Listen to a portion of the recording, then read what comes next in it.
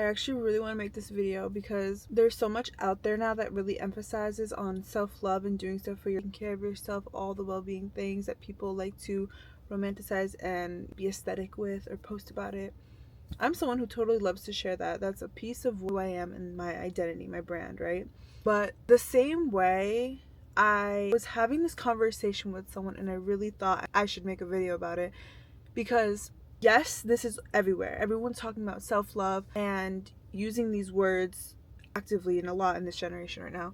And I think the most important thing that you have to do is to actually practice it yourself before, instead of trying to just prove to other people that you have self-love, all those things. I have my own fitness page where I really emphasize on self-love and how it allows me to stay motivated, confident. It just falls into helping me succeed, do better in life, and overall win. And I was talking to someone about how nowadays it's just thrown everywhere. People just use it and throw it around like label, I guess, of having self-love, because some people can show that they have all this self-love but not actually have it and not actually let themselves experience it and feel it. But we like to prove to people that we have it by posting an aesthetic picture of us maybe reading at the beach or reading in a library or doing certain things. I think the main important thing that you need to do is to not do it for the aesthetic, but to literally do it for yourself. Something that I try to do, I will post about it on my fitness page, for instance, because I want to motivate other people to do it and to romanticize it and make it exciting. But I always make sure that I prioritize that moment for myself first. It's not take the picture, focus on uploading it. No. I always, whether it's at the gym, whether I'm at a cafe, whether I'm at dinner, I'll take my picture. Yes, like, of course, like, if you want to take your picture, no problem, no shame. I will not hate it. Who loves a good little collage of your meal, of your night out? Me, I do. But I will wait to post it later. If you sit there try to take a picture, you're taking away the moment from being present and actually enjoying that thing that you're doing for yourself, that self-love. Whether it's working out at the gym or doing your exercise for the day, whether it's sitting at a cafe, all those different things. But the real way you are also going to see that someone is actually practicing self-love and is actually practicing preaching what they practicing what they preach. They're not just all bark, but they're talk, they're actually doing it. You're gonna know based off how they treat other people. People that are actually fulfilled in their life and have that self-love genuinely and real are not gossiping, are not evil, are not judging. They are kind because they actually for real are working on themselves, on pouring into themselves to be better. Their focus is on them, not on what other people think. Don't get me wrong, I love to post my thing, but it's not why I do it. It's not to prove to people this is what I'm doing with my life, I have my life together. No, absolutely not. I literally romanticize the life for me. I literally make it the best ever for me. And I take care of posting later just to motivate people. That's literally my goal. To inspire other people, to show them your life can be exciting, your life can be romanticized, fun, exciting to wake up to every day. But I make sure that it's a selfish thing for me that I'm doing first, and then sure, I could share it with people later. Sure, I could tell someone about it later. But the other thing you want to be careful with is telling everyone your plans, I guess. You have to be careful with social media too.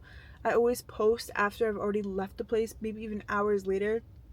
I never want people to know where I am in real time. And I also don't want people to know or take away from that experience. God forbid someone does. But regardless, it should always be for you. The life that you're living should always be for you, not for your followers, not for all those people out there who are watching your stories, liking it, supporting it. Yes, it's great to have that, but that's not why you should be doing it. You should literally be doing it for you. And if you want to practice actually doing real self-love, start doing those little habits. Start doing those things like going to the gym or eating a healthy meal, or cooking a healthy meal, going to a cafe, learning. Start doing those things without posting about it, without showing other people, without telling people about it. You're just literally doing it for you. You're fulfilling it for yourself, not to get the external applaud and stuff. All those things. They're doing it for you genuinely. That's the biggest thing that I realized as I'm speaking actually gave me the self-love that I have. I stopped posting about it. I used to be the girl who would post me at the gym just to prove to people that I was working out. Now it's literally just my lifestyle, so I just post to inspire other people or motivate other people. I'm also a trainer, so I'm leading people that I train, so I try to represent that I'm your coach and I'm literally practicing what I'm teaching you to do. And that's the best way that people will feel inspired by you and will want to learn from you. When you are genuinely doing it from a place of value, from a place of wanting to help other people, or even just doing it for yourself. It just so happens something I already do daily and I love doing for myself is my career, and I get to share it. I literally just live my life. I hit play and I document it, and boom, it's easy. People are inspired by it, but that's just my life, and that's why I feel so fulfilled. That's why I also have self-love, because I'm first doing it all for me, and then I'm able to help other people, and then I'm able to inspire others, because I'm literally authentically living it for me. I'm not living it for anyone else. And when you are just yourself, that's when you attract wealth, that's when you attract support, that's when you attract the right people in your life.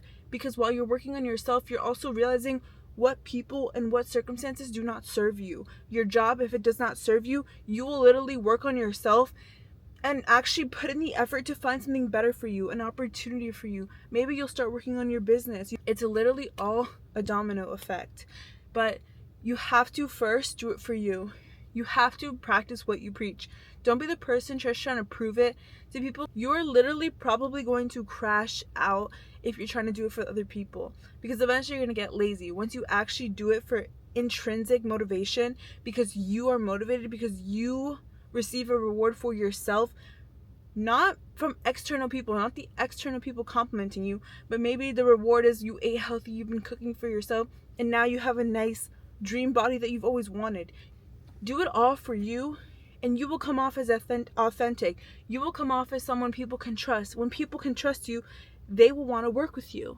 That's the way that it literally works. Be yourself. The only person who's going to be better at being you is you. It's so important to just love yourself.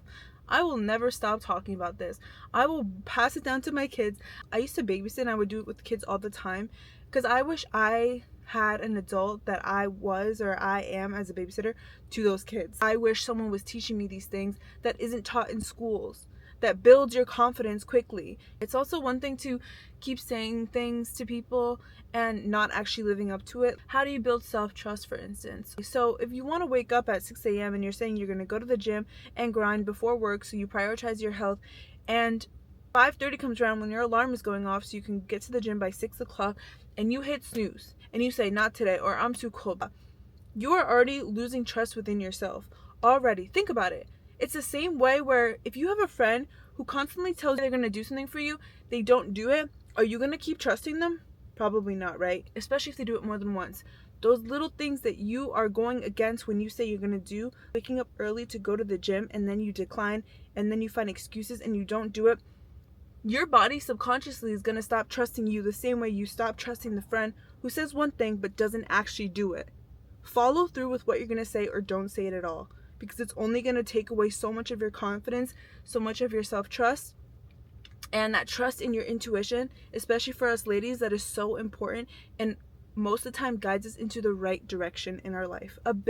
Another piece of proving that you have that self-love and you've been working on yourself and you're growing and you're actually practicing what you preach is through how you handle situations. When you are taking care of yourself, when you are doing that inner work for yourself, you start to understand why you are the way you are, but also why other people are the way they are. I saw this quote today where it was saying how when you start to look at circumstances as an experience rather than something that went wrong, things start to feel easier in life. When you realize that even all the bad things are just experiences, even the bad interactions that you have with people that you meet is all an experience. It's all testing you. It's all those things. You start to really understand psychology. You start to really understand people. You start to really understand that people are just projecting.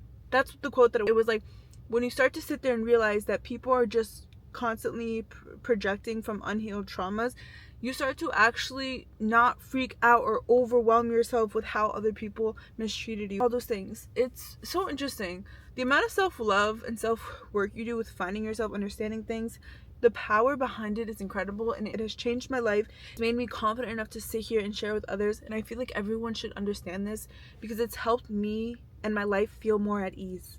It's helped everything throughout my journey feel more at ease. I'm 23 years old. And people are always saying, how do you know this? They're so lucky to know this at such a young age when I'm speaking to older people. I'm like, I want to live a happy life. When you actually prioritize yourself, it means you're actually trying to live a happy life. Because now you see things as literally life is just going to always rock you with something. We never even know. It's unpredictable, right? When you can practice understanding self-love and showing up for yourself like you say you're going to do, It changes everything for you. It literally helps life feel a lot more easier and a lot less more stressful and a lot less more anxious and anxiety driven, all those things, depressed, all those things. I used to be all those things. I was not the person that I was 2 years ago until I started actually working on myself and being the person that I've always wanted to be, because it has saved me so much. I'm a lot more happier with where I am.